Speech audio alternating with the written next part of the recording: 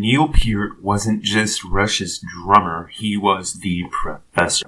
To fans, he was untouchable, a master of technical brilliance, precision, and lyrical genius. But what if behind all of that, Peart sometimes felt like an imposter? Today on Music Guru, we're looking at the idea that Neil Peart may have struggled with something called imposter syndrome. It's a theory, but one that makes sense when we look at his shyness, his perfectionism, and the relentless pressure he put on himself to always be better. So what exactly is imposter syndrome? It's the feeling that your success isn't really deserved, that you're faking it, and that sooner or later people will figure out you don't belong. Even highly accomplished people, from scientists to CEOs to rock stars, wrestle with it. It usually comes from a mix of self-doubt, perfectionism, and the belief that luck or timing rather than skill explains your success. So if you know Peart's story, you know he was extremely shy and private. He avoided the spotlight outside of Rush. While Geddy and Alex handled interviews, Neil stayed in the background. Many fans read this as humility, but it might also hint at discomfort with being treated like a rock god. Peart himself admitted that during Rush's peak years, he leaned on alcohol and other intoxicants as a way to cope. That's not unusual in rock, of course, but when combined with his perfectionist streak, it suggests he felt an almost unbearable pressure to perform at a superhuman level every night. And then there's the practice schedule. Neil was famous for rehearsing obsessively, sometimes hours before and after shows. Even late in his career, he took drum lessons, trying to relearn his technique from the ground up. That's extraordinary discipline, but it also suggests that he never felt good enough, even when the entire rock world already worshipped him.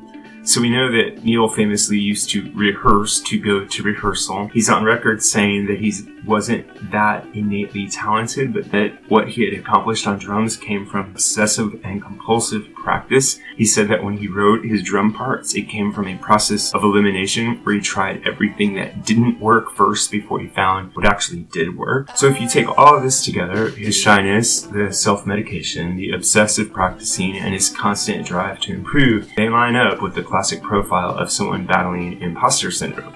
So why do I bring this up?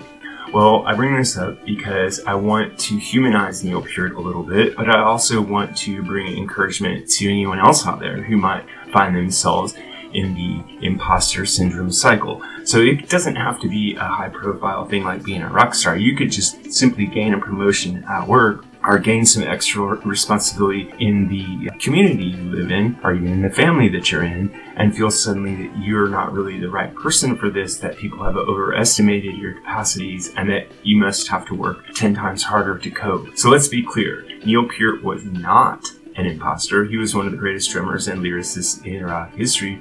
But if my theory is right, it sheds some light on the incredible pressure that he faced, and that we all face, to prove ourselves, even if only to ourselves. And maybe that's part of what made Neil Peart so interesting to all of us, is that we could see a little bit of that reflected even from a distance, the deep, deep passion he had to improve, showing us that maybe under all the glitter and glamour, he felt just a little bit inadequate to sit on the throne that had been given to him.